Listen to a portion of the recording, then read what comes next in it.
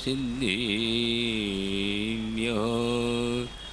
सदोष शान्त्या विहितात्मशान्ते शान्तिर्विधाता शरणं गतानां भूयाद्भवक्लेशभयोपशान्ते शान्ते जिनो मे भगवान शरण्य। बोले शांतिनाथ भगवान की, पार्श्वनाथ भगवान की जय, चोईसो भगवान की जय। बोले आचार्य गुरु विद्यासागर जी महाराज की जय।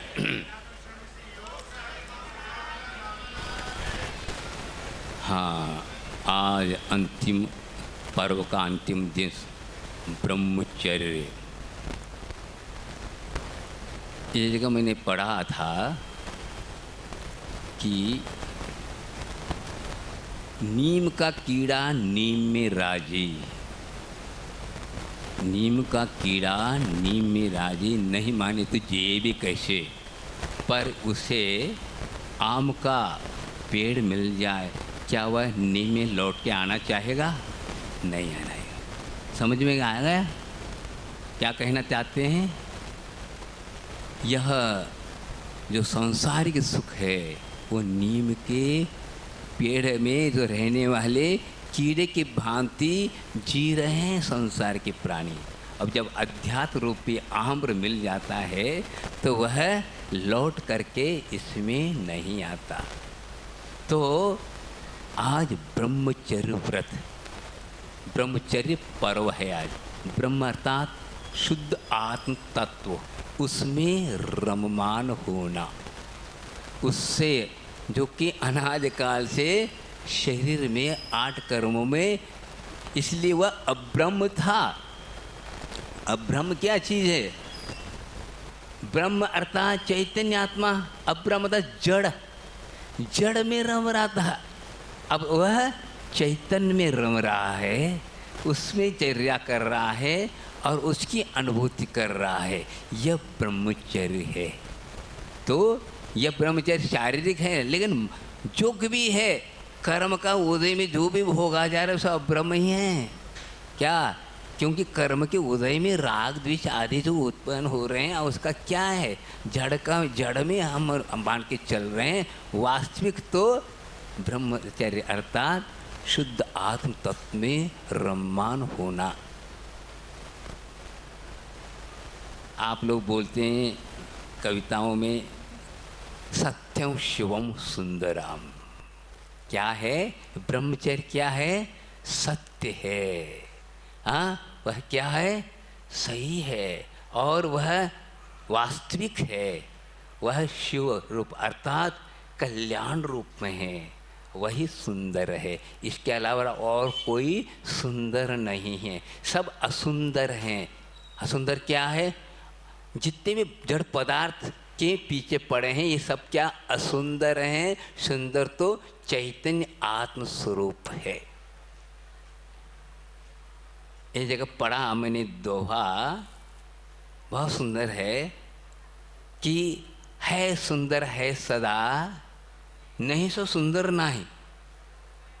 है सुंदर है सदा, नहीं सो सुंदर नाय, नहीं सो प्रकट दिखिए, है सो देखे नाय। अर्थात जो सुंदर है वो दिखाई नहीं देता है और असुंदर है वो दिखाई दे रहा है। जो भी दिखाई दे रहा है, मूर्तिक पदार्थ दिखाई दे रहा है, ये सब क्या है? असुंदर है, कोई सुंदर नहीं है। लेकिन हम असुंदर को सुंदर बनाने में दिन रात उसमें अपने जीवन को खपा रहे हैं। यही वस्तु स्वरूप को नहीं समझने के कारण यह परिस्थिति आई है। जो भी देखो क्या दिखाई दे रहा है? शरीर दिखाई दे रहा है, आत्मा दिखाई नहीं दे रही है। लेकिन हम समझ रहे हैं यही है और कुछ नहीं, केवल चर्म का क्या है? प्रभाव है और कुछ नहीं। चर्म में नहीं शर्म, शर्म अर्थात सुख। चर्म में नहीं शर्म, शर्म का धाम चर्म में छिपा है। क्या? चर्म अर्थात ये शरीर, हाँ, शर्म अर्थात सुख, सुख का धाम चर्म नहीं है। शरीर में नहीं, शरीर में धाम, सुख का धाम छुपा हुआ है, उसको निहारो। वह है ब्रह्मचर्य, वह ब्रह्मचर्य, उसमें रमो, बाहर में नहीं। कुंद आचार्य इसी बात को लेकर कह रहे हैं क्या, उपन्न दे भोगे योग बुद्धि जस्सो निच्छम कंखा मनागदस्य उद्देश्य न कोहिदे नानी। ज्ञानी वह है जो भोगों को प्राप्त हुआ न उसकी इच्छा कर रहा है और कुछ कह रहा है। इसका अनुवाद बहुत अच्छा सुंदर आचार्य महाराज ने किया है। क्या, न भूत की अपेक्षा, न भूत की अपेक्षा, न भूत की स्मृति, न भूत की स्मृति हाँ बात समझ में नहीं आया। भूत की स्मृति न अनागत की अपेक्षा, भोगोपभोग मिलने पर भी उपेक्षा। ज्ञानी जिन्हें उसे तो विशुद्धि कहते हैं, वैराग्य पाठ उनसे हम सीखते हैं। क्या, न भूत की अपेक्षा है, न आगामी काल की अपेक्षा है, न वर्तमान में प्राप्त होने के बाद भी उसकी प्रति अपेक्षा नहीं है। ज्ञानी, वास्तविक ज्ञानी वह है जो विषयों को प्राप्त होकर के भी उससे लिप्त नहीं होता, उससे प्रभावित नहीं होता। वे वास्तविक वैरागी हैं जो पदार्थ को जानते हुए भी उससे अलिप्त हैं। जैसे सोना है, सोने को आप कहीं भी पटको, कीचड़ में पटको तो भी वह शुद्ध ही रहता है। हाँ, लोहा जैसा जंग नहीं खाता, और लोहा जो है जंग खाता है। इसका या अज्ञानी लोग जंग के भांति राग द्वेष को प्राप्त हो करके उसे प्रभावित हो करके उसको प्राप्त करने की इच्छा करते हैं। तो बात यही है, प्रति समय हमारे परिणाम हो रहे हैं, तो वो परिणाम को हमें टटोलना है, समझना है कि हमारा परिणाम क्या है। शुद्ध आत्म तत्व को प्राप्त करने के भाव है, लेकिन ये सब संसार के जितने भी पदार्थ हैं सब प्रभावित कर रहे हैं, नहीं, हम प्रभावित हो रहे हैं। पदार्थ तो अनादिकालीन हैं, लेकिन हम प्रभावित हैं। हम ही, हमारी कमी है, हमारी ज्ञान की कमी है, क्योंकि ज्ञान में राग द्वेष से युक्त होने के कारण ज्ञान वह प्रभावित हो रहा है। तो ज्ञानी कभी पर पदार्थ से प्रभावित नहीं होता। प्रासंगिक एक प्रसंग सुना करके मैं अपने समाप्त करता हूँ। वक्तव्य 9:30 बजने को है। एक विश्व सुंदरी थी। क्या, एक विश्व सुंदरी थी, उसकी एक प्रतिज्ञा थी। क्या थी? जिस प्रकार मेरा शक्ल सबके लिए विश्व में गौरवान्वित है, इसी प्रकार जिसका अक्ल गौरवान्वित होगा उसके साथ मैं शादी करूंगी। क्या कहा? विश्व सुंदरी की एक प्रतिज्ञा थी कि जिस प्रकार मेरा शक्ल तो है गौरवान्वित है, हर व्यक्ति प्रभावित है, उसी प्रकार जिस प्रकार मेरा रूप गौरवान्वित है, उसी प्रकार जिसका अक्ल ज्ञान गौरवान्वित होगा उसके साथ शादी करूंगी। क्योंकि एक ऐसी चीज़ दुनिया के सामने उपलब्ध कराएंगे, मेरा शक्ल उसका अक्ल कि दोनों के योग में एक पुत्र की उत्पत्ति हो जाए तो दुनिया में अद्वितीय चीज़ हो जाएगी। इससे बढ़कर क्या और क्या हो सकता है? ऐसी उसकी भावना थी और वह खोज कर रही थी अक्ल वाले की, चेहरे की नहीं, अक्ल। ज्ञानी के साथ मेरा यह संबंध हो जाए तो बहुत अच्छा। वह कई बार उन्हें खोज की, करते एक बार अखबार में पढ़ने में आया कि आज से 500 साल के अंतराल में ऐसा वैज्ञानिक नहीं हुआ जो आज इतना दुनिया को प्रभावित करने वाला इनका ज्ञान है। ऐसा क्या अखबार में पढ़ने में आया। बस उस महिला ने भी, उस कुंवारी ने पढ़ा, बस उसको यही की थी, बस मैं उससे शादी करूँगी। और खोज की, उस एड्रेस प्राप्त किया और उनने 2-3 बार चिट्ठी डाली। चिट्ठी डालने के बाद भी उस वैज्ञानिक ने ध्यान नहीं दिया, ध्यान दिया नहीं। तो अब क्या करूं मैं? वह स्वयं चली गई।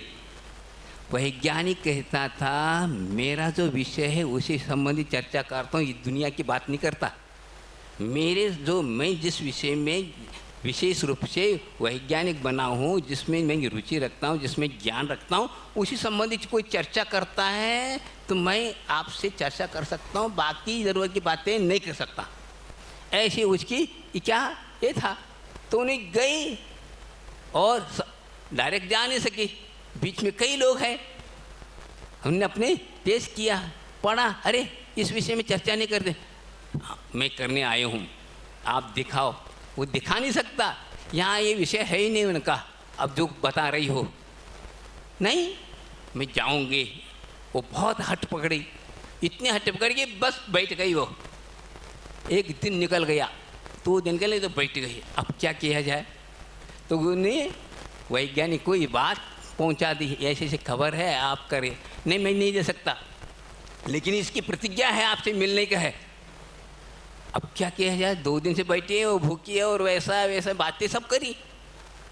तो उनने कहा जब मैं भोजन के लिए बैठता हूँ तब उसको भेज देना, मेरी टाइम नहीं इधर की बात करने के लिए, भोजन करते हुए उसका उत्तर दे दूंगा। तो वह चली गई, वो भोजन को बैठे थे और अपनी बात कही। किसको? उस वैज्ञानिक से, मेरी ये भावना है, आपके साथ मैं शादी करना चाहता हूँ। वो भी शादी नहीं किया था उसने, वैज्ञानिक ने। तो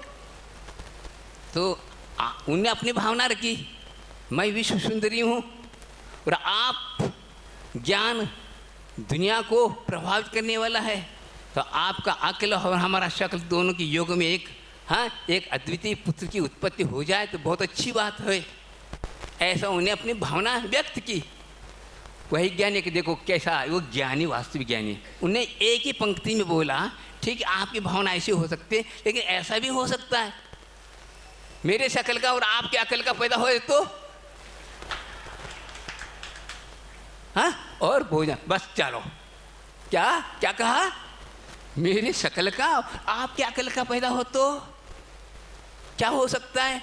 तकदीर की बात है, आप सोच रहे ठीक है, लेकिन ऐसा हो जाए तो ऐसा कहा, भोजन करें बेटे और चल दे। तो इसको कहते ज्ञानी। ज्ञानी कभी भी ऐसे पदार्थों से, पर पदार्थों से प्रभावित नहीं होता और ऐसे झटके से जवाब देता है, आपको कोई तुक नहीं। इसको कहते ज्ञानी न भूत की स्मृति न अनागत की अपेक्षा रखते हैं, भोगोपभोग मिलने पर भी अपेक्षा है ही नहीं, क्योंकि वास्तविक समझ में आया। मैंने अभी शुरू में कहा था ना, उस नीम के कीड़े को आम का पेड़ मिल गया तो वो जाएगा क्या नीम में? इसी प्रकार ज्ञानी अपने स्वरूप का बोध हुआ, समझा, तो क्यों इसमें अटकेगा? और यही तो हुआ है। लेकिन ऐसा कर्म का उदय आ जाता है, छा जाता है, तो अच्छे अच्छे ज्ञानी भी इसमें फेल हो जाते हैं। इसको कहते हैं वास्तविक ज्ञान। केवल शाब्दिक ज्ञान नहीं, वैराग्य के साथ यदि ज्ञान होता है तो वह प्रभावित नहीं होता और दुनिया को प्रभावित करता है, आत्म तत्व की ओर दृष्टिपात कराता है और वह सबको प्रभावित करता है। जैसे आचार्य विद्यासागर जी इतने दुनिया के बीच में रहते हुए वो सबको प्रभावित नहीं होते हुए दूसरे को प्रभावित हो रहा है। आज नवयुवक अच्छा पढ़ा लिखा कॉलेज ज्ञान रखने वाला, आज वह किनके चरणों में आ रहा है? यह वैराग्य, यह वास्तविक ज्ञान, यह ज्ञान वास्तविक है जो जा रहा है।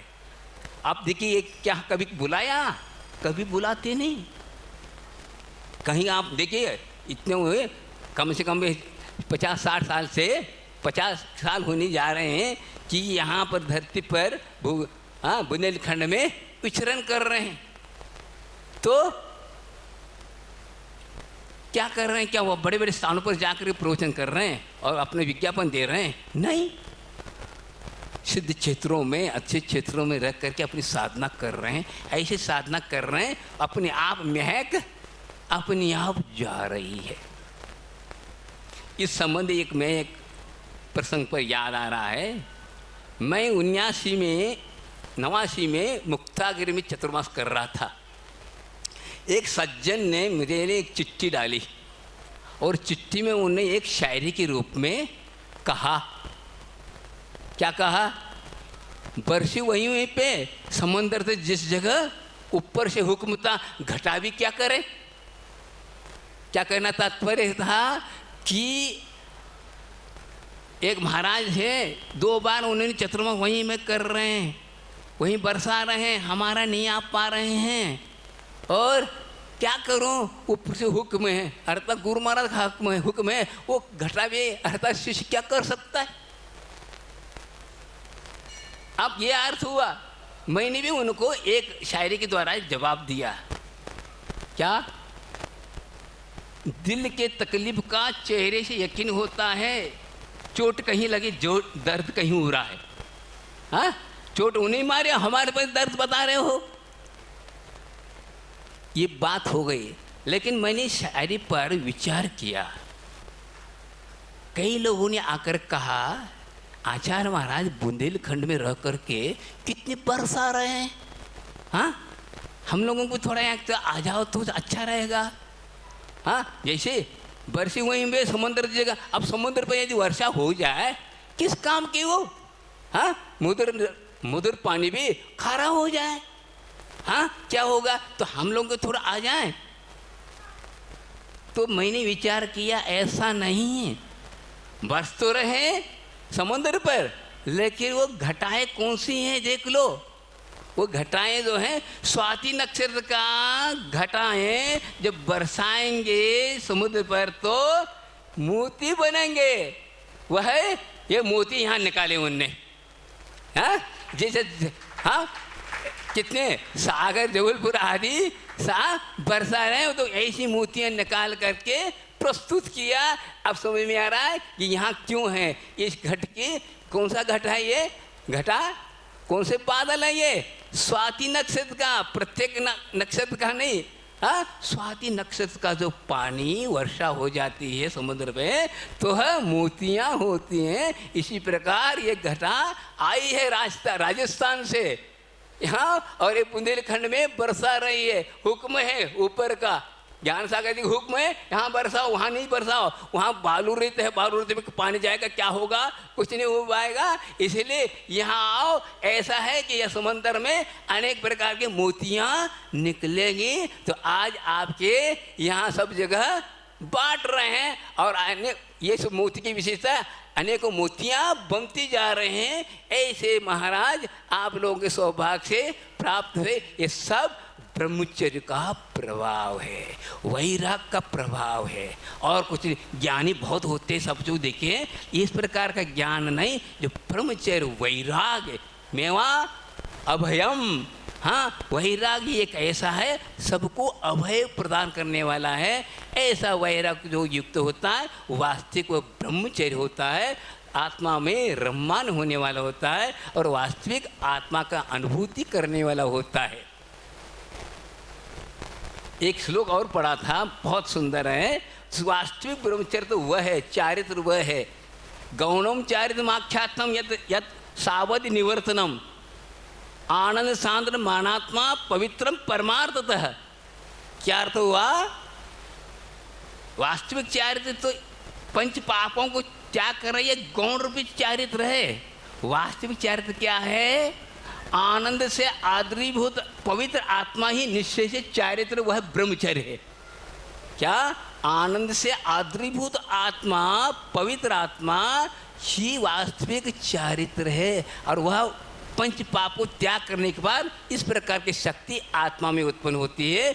जो वास्तविक ब्रह्म है वह ब्रह्म तत्व को प्राप्त करता है, तो वह सदा के लिए आनंद का अनुभव करता है। आपका समय हो गया। बोधि समाधि परिणाम शुद्धि स्वात्मोपलब्धि शिवशोक सिद्धि चिंतामणि चिंतित वस्तुदाने त्वावंद मानस ममास्त देवी।